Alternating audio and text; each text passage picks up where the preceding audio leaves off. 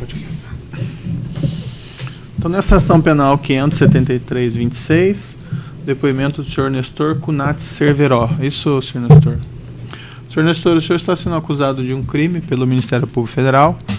Na condição de acusado, a lei garante ao senhor o direito ao silêncio. Se o senhor fizer uso desse direito, pela nossa lei, isso não lhe traz nenhum prejuízo. Mas também é a oportunidade que o senhor tem de falar no processo e explicar os fatos em relação aos quais o senhor está sendo acusado.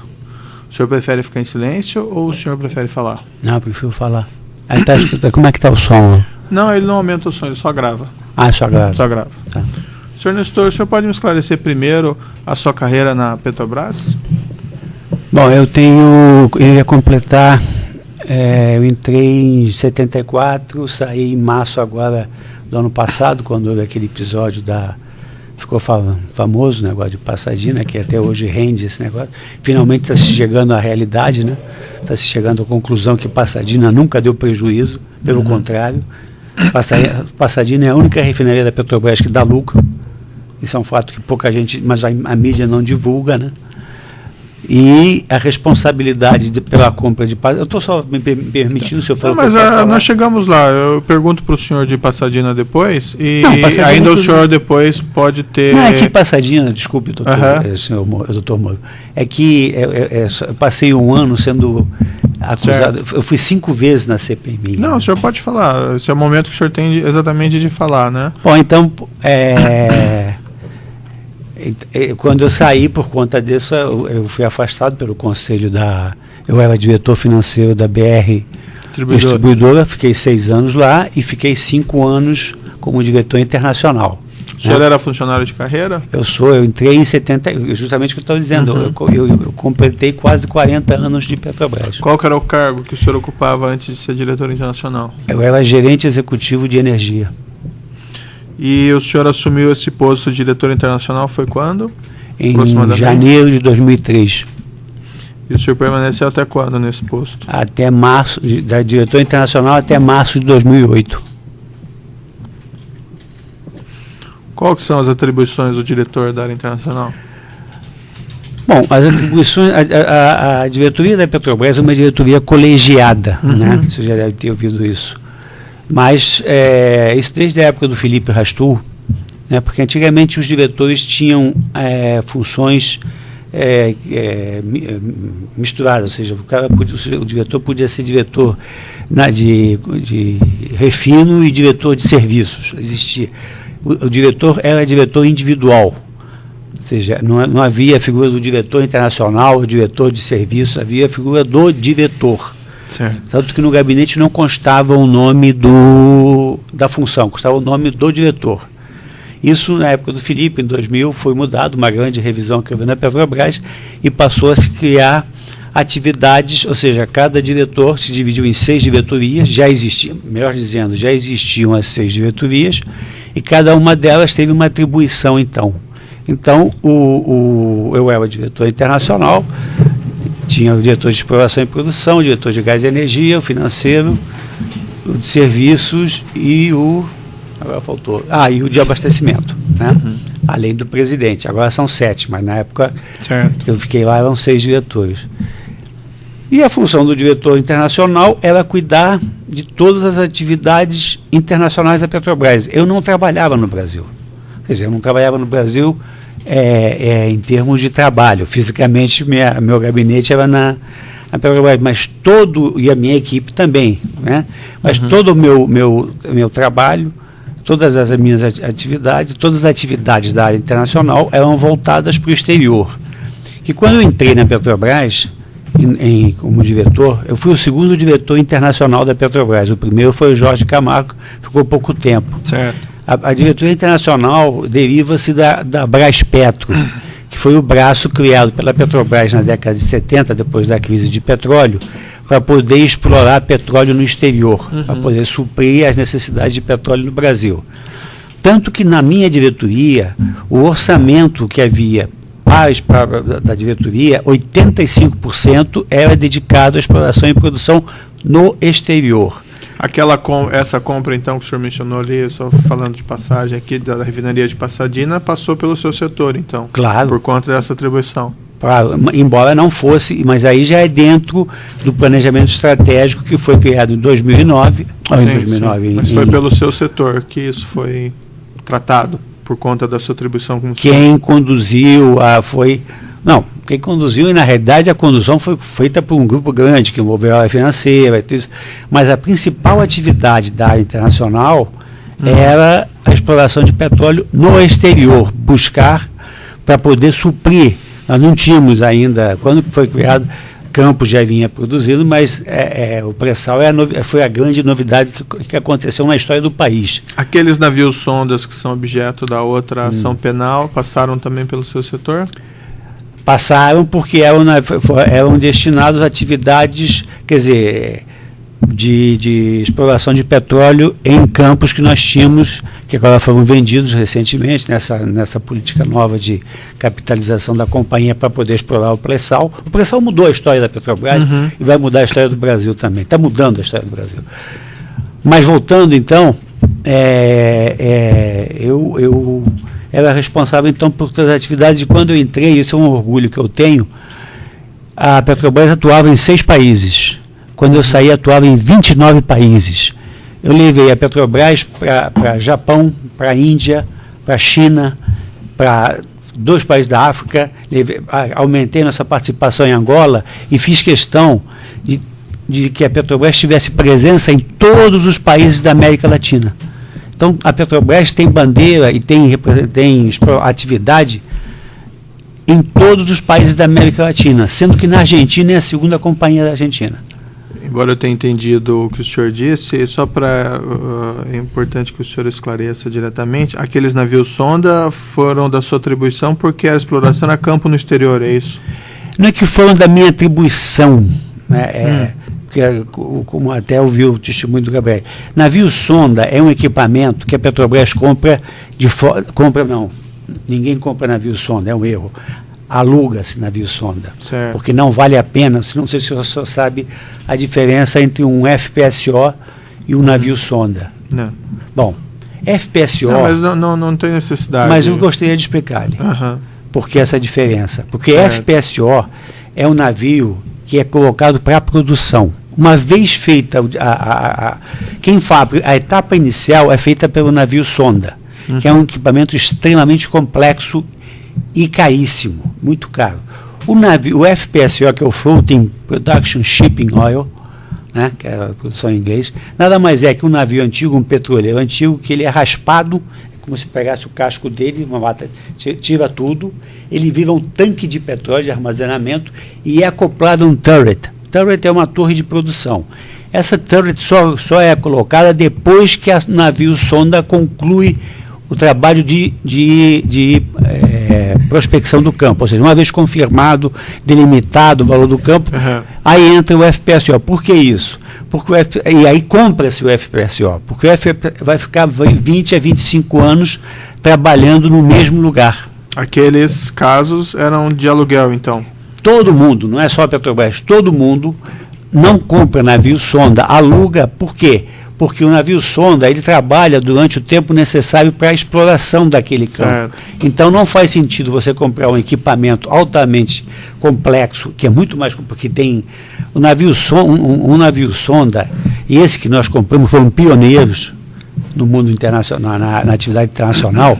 Ele tem capacidade de perfurar poços até 10 mil metros de profundidade. Certo, não, eu entendi isso, mas era então foi pelo seu setor que foi feita essa negociação? Nós fizemos mas havia toda uma atividade de aluguéis, tanto para a atividade. O que acontece é que, como nossa atividade internacional aumentou, porque a motivação daqueles navios sondas que foram vistos aí, e que a gente depois estão funcionando no Brasil, né? Porque nós tínhamos adquirido campos muito grandes, de grande profundidade, de grande potencial em Angola, e nós tínhamos comprado uma quantidade de campos no Golfo do México. O Golfo do México é o filé do mundo em termos de petróleo. Sim, mas vamos tentar não ser tão dispersivo assim.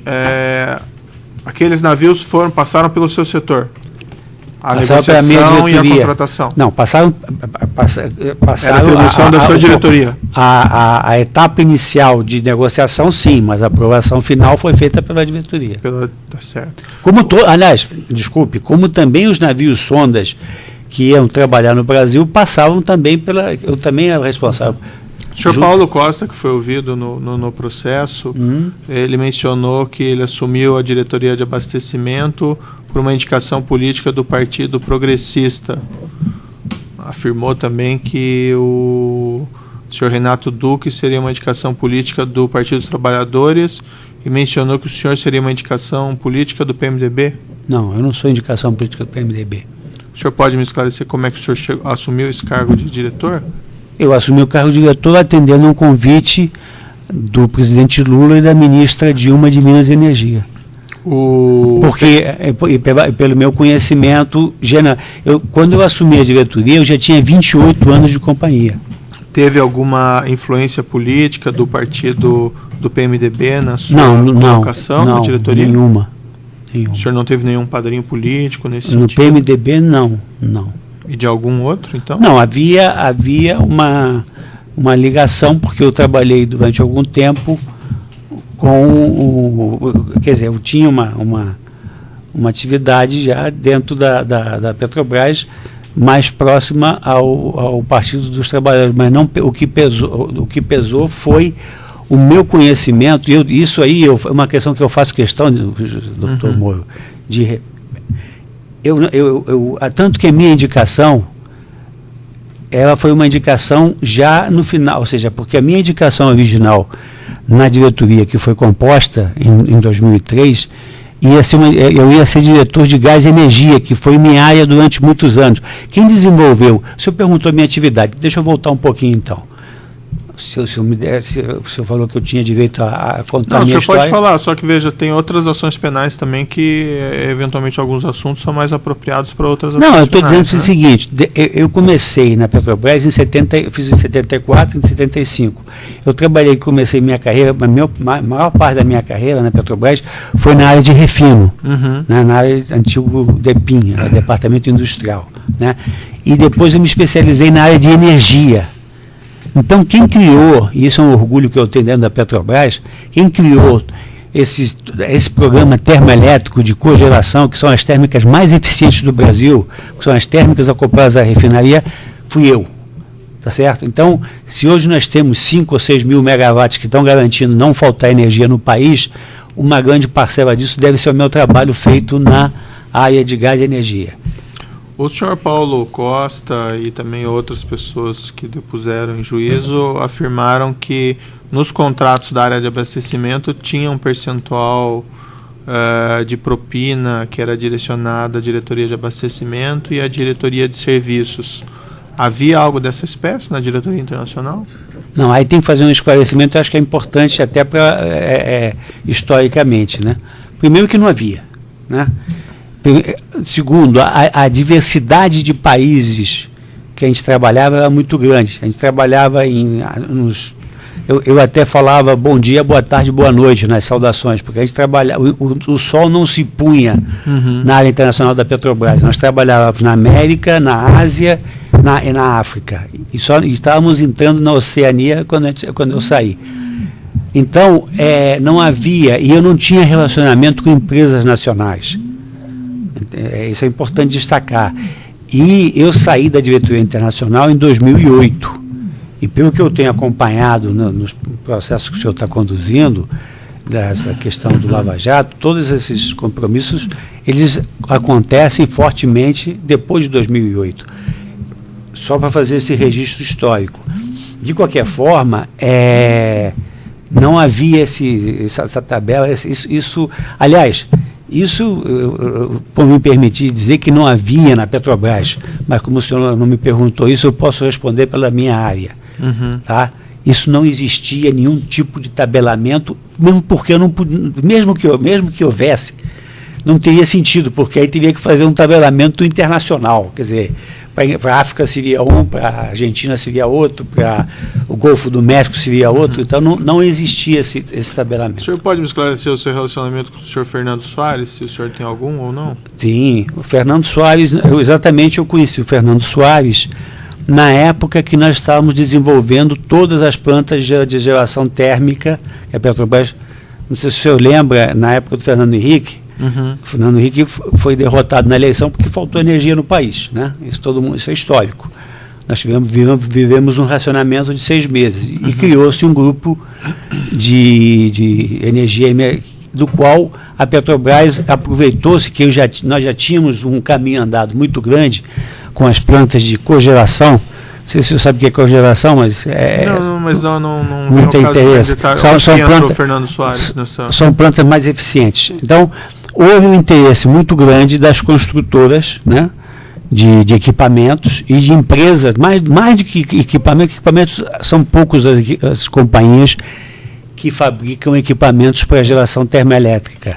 Houve um interesse muito grande das grandes geradoras internacionais, americanas, espanholas, tanto que entrou aqui a EDF francesa, entrou a Iberdrola espanhola, entrou a Enron americana, né?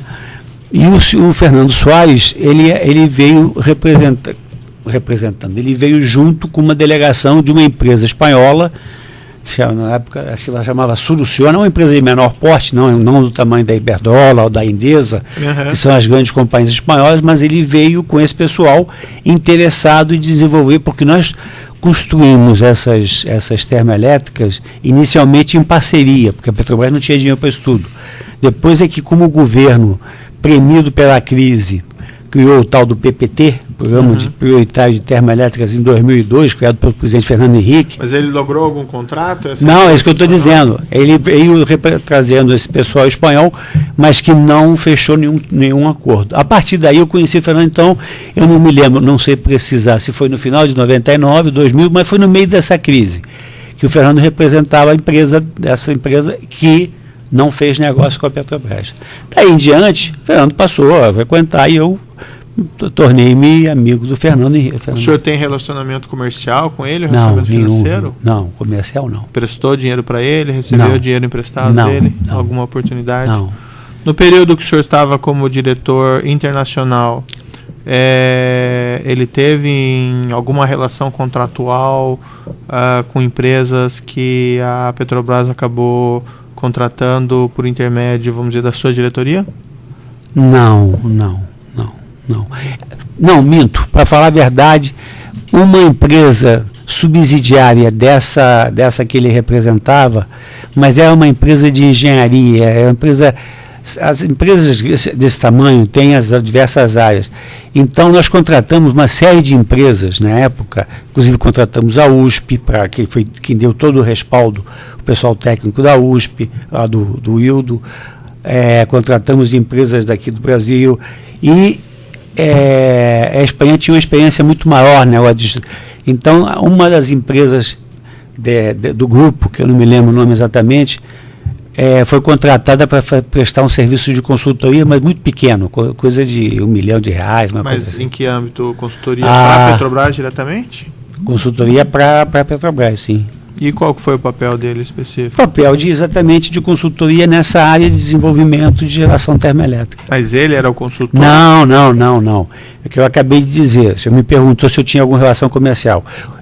Eu não tive relação comercial com o Fernando, nem a Petrobras teve. Certo. Há uma subsidiária da empresa que ele trouxe, que era especializada nessa área de desenvolvimento de geração, firmou com o meu pessoal da época, meu pessoal não porque eu não era diretor, mas eu era gerente executivo, né, da diretoria de gás e energia, firmou um contrato de consultoria, de assistência técnica, contrato rápido de 6 meses, uma coisa assim. Certo. E o papel dele nisso foi intermediação ou ele prestou algum serviço técnico? Não fez, estou justamente dizendo isso.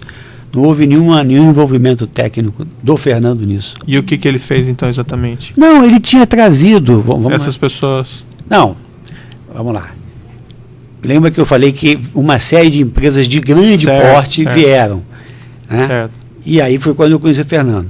Depois, nos contatos, né, com o meu, porque eu tinha a gerência de termoelétrica, que era a principal atividade da companhia na época, chegou a ser mais importante que a produção de petróleo. Tá. Não culpa nossa, ou por decisão nossa, por decisão do governo Fernando Henrique. A Petrobras passou a ser a líder da criação das termas. Mas assim, senhor Nestor, a questão, no período, essa consultoria que o senhor mencionou, foi no período que o senhor era diretor internacional? Não, eu era gerente executivo de energia. Tá. Então, a pergunta que eu fiz ao senhor foi se no período que o senhor era diretor internacional, o Fernando Soares tinha, vamos dizer, participado de alguma forma não, contrato que o senhor... Não, porque aí levou algum tempo, né? Porque eu saí em 2000, eu fazia parte, eu era gerente executivo de energia. Em 2002, eu fui convidado pelo ministro Pedro Parente, se você lembra, foi criada uma companhia brasileira de energia emergencial, para construir térmicas em pouquíssimo tempo, para poder atender a crise, né? Então eu fui trabalhar em Brasília. Então, do ano de 2002, eu trabalhei na companhia brasileira, que é uma companhia que tinha tempo de existência definido. Mas, isso em 2002. Sim, mas vamos nos ater. Voltando, então. É relevante a parte do diretoria internacional. Então depois de um ano, quer dizer, eu saí da gerência executiva de energia, passei um ano em Brasília e voltei em janeiro de 2003 como diretor internacional. Naquele caso da contratação do aluguel dos navios sondas, o senhor Fernando Soares teve alguma participação nesse negócio, intermediação de alguma forma, algum serviço técnico?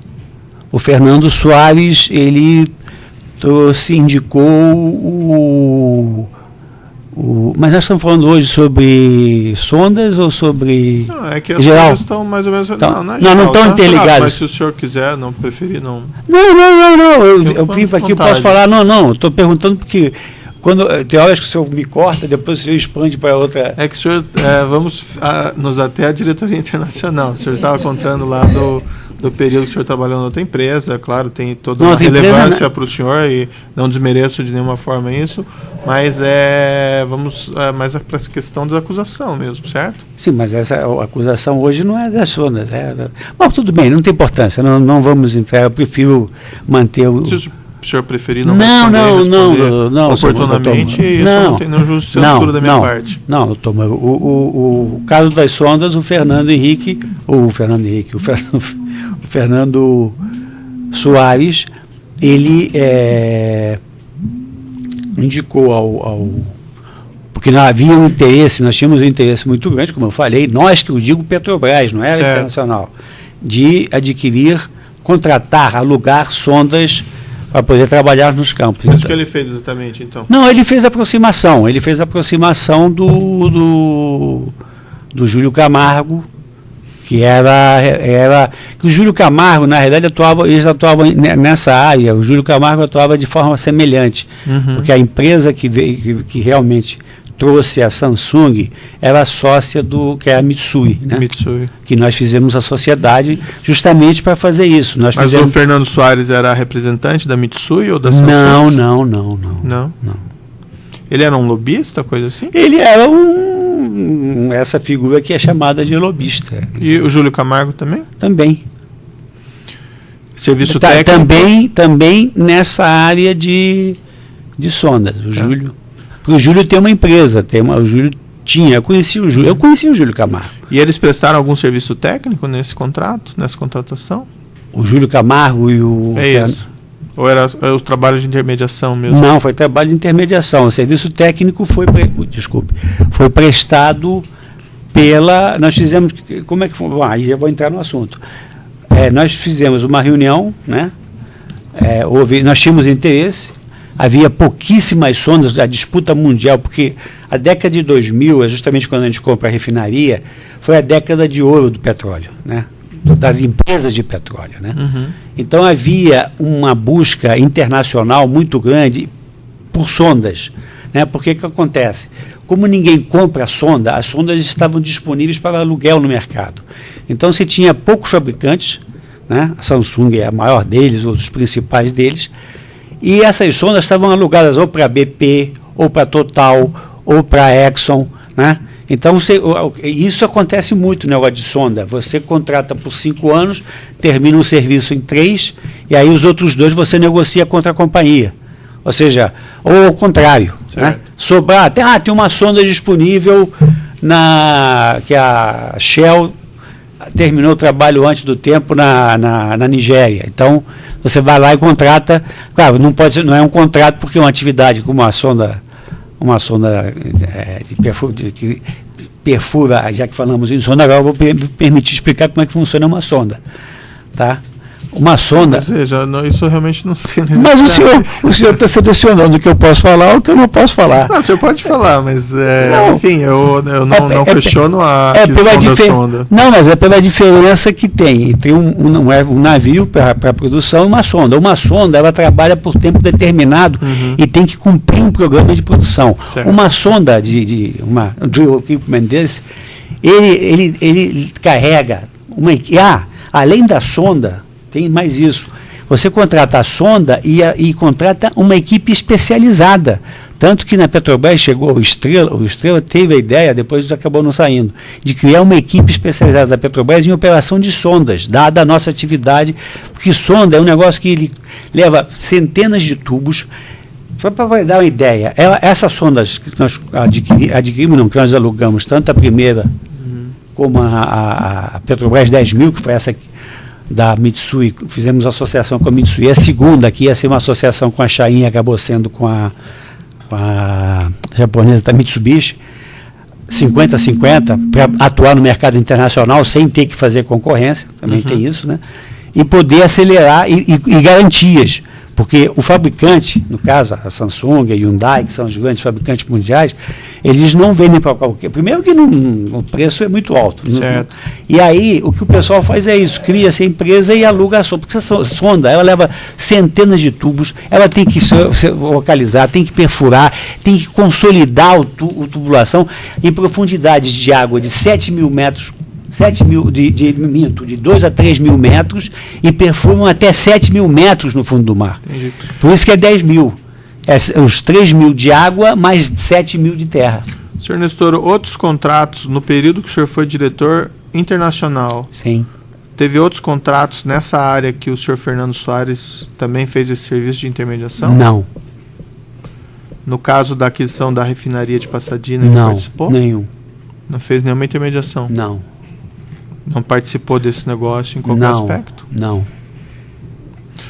Senhor Nestor, o seu patrimônio, o que o senhor tem de patrimônio? Bom, o senhor bloqueou tudo, né? Certo, e o que o senhor tem de... Bom, o que eu tenho hoje é a minha casa em Itaipava, que eu estou morando em Itaipava, né? Devido a essa exposição gigantesca que eu fui vítima na imprensa, na mídia, todas essas operações. Depois de morar 45 anos em Ipanema, que eu praticamente nasci e criei em Ipanema, né? Eu conheço, eu não chego a ser um garoto de Ipanema, mas morei 45 anos em Ipanema. Eu tinha essa casa em Itaipava, que eu comprei em 2002. Eu tinha 3 apartamentos que eu doei para o meu filho, para minha filha e para minha neta. Já não são meus.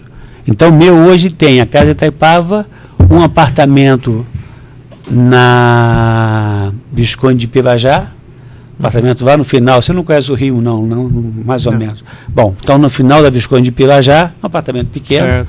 E tenho um apartamento em Copacabana, onde reside minha sogra, que eu sustento minha sogra. Com esse parco salário que o senhor deixou na minha mão, que o senhor me bloqueou tudo. Não, então, o Ministério Público requereu esse bloqueio. Mas então, é uma das coisas que já que eu posso falar, se eu falou que eu posso falar livremente, é que fosse porque eu estou sem receita. Eu ganhava na Petrobras, é isso que o pessoal às vezes fica assustado. O meu salário na Petrobras era mais de 110 mil reais por mês, e eu não era o maior salário. A graça chegava a 150 mil. Fora bônus, fora gratificações, fora os French Benefits. Você sabe o que é French Benefits, né? Sim. Isso tudo